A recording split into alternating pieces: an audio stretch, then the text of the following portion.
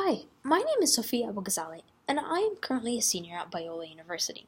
My major is elementary education, and my concentration is special education.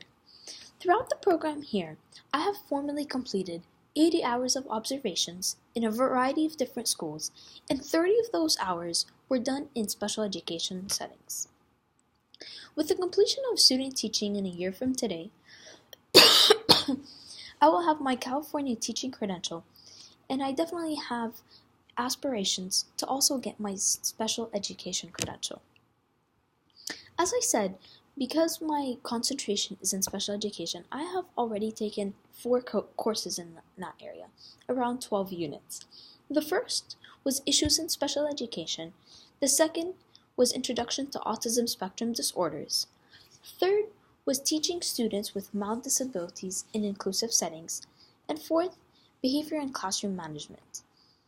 These courses have definitely altogether sharpened my skills as a teacher and as a prospective teacher. Classrooms are becoming more diverse than ever, and as a prospective teacher, I need to be equipped to face that diversity in the near future. As I had mentioned, the most recent course that I had taken was Behavior and Classroom Management. And this course primarily focuses on the principles and the procedures for modifying behavior in the classroom, with an emphasis on identifying factors that contribute to behavioral problems, collecting data in a systematic way, reporting in an objective manner, and finally implementing various forms of reinforcement. I believe that one of the biggest struggles for teachers is classroom management, and specifically for first-year teachers. And I believe that if a teacher can't manage a classroom, nothing that he or she will ever do will be successful. And therefore, I believe that this class that I took gave me the foundational knowledge to understand student behavior and to be a lot more equipped for when I actually start teaching. One of the key assignments in that class that put to practice the description that I gave you about this course was putting together a behavior management plan. And you could find that document under the PLO 4 on my ePortfolio under the PLO 4 page, because that assignment specifically meets that program learning outcome. So that assignment, the goal of that assignment was to address and to potentially modify a student's behavioral issues. We would pick a student and then we would have to modify his or her behavior. Now, this project as a whole required a lot of observations, interviews with a teacher, as well as research to support the behavioral techniques and strategies that I would potentially implement with a student. And of course, it helped me to report objectively, which is not an easy task, but I gave it my best try.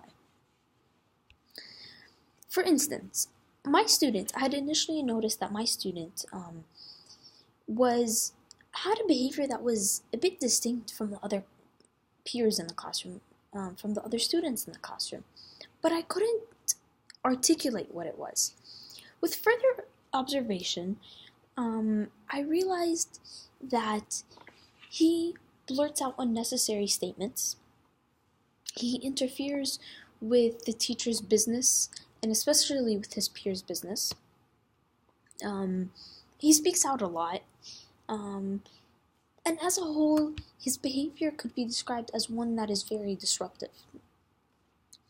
Now, I had collected all that data based upon observations, but to further enhance my understanding of his behavior and to ultimately provide a plan that could be implemented, I used primarily the antecedent behavior consequence ABC charts to do so. And I came to the conclusion that that student needs primarily 2 things. 1, pre-correction. Pre-correction is what I would classify as a preventative approach. which means that it requires teachers to think of ahead of time of potential problems and the context of which they might occur. So therefore, applying pre-correction to the area of behavior primarily consists of teaching rules in order to decrease the amount of behavioral issues that would occur in the classroom. And so with my students, I would primarily adapt rules from the school-wide discipline plan to my classroom and to teach, model, could include role-playing to that student about what are the behavioral expectations and what does respect listening to others look like. The second thing that I would implement in my plan regarding for the student's behavior was to use a token economy.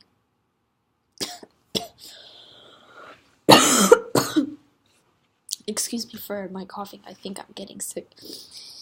The token economy, as I was saying, was the second thing that I would implement, and token economy has definitely been seen and proven to be effective in classrooms. But specifically with the student that I chose, I would definitely use a Class Dojo app.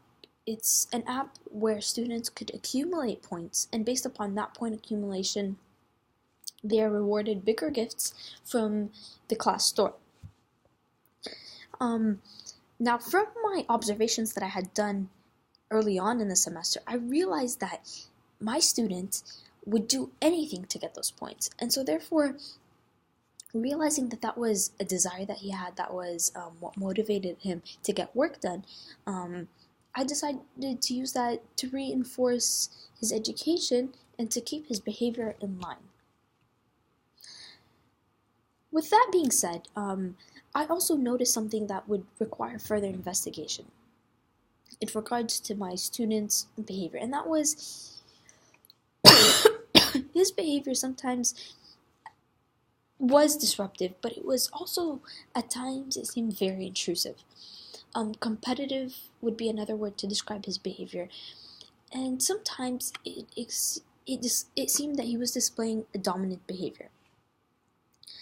And as a teacher, as a prospective teacher, I was cautious of that because dominant behavior could be closely associated with bullying and harassment. And therefore, as a teacher, prospective teacher, I would definitely do further investigation on that area of his behavior to figure out what is causing that, what is triggering that, and how it could be addressed. But as I was just discussing for you, this was just an example of one assignment and how it helped me to practically put together the content that I was taking throughout this course in an assignment in my fieldwork placement.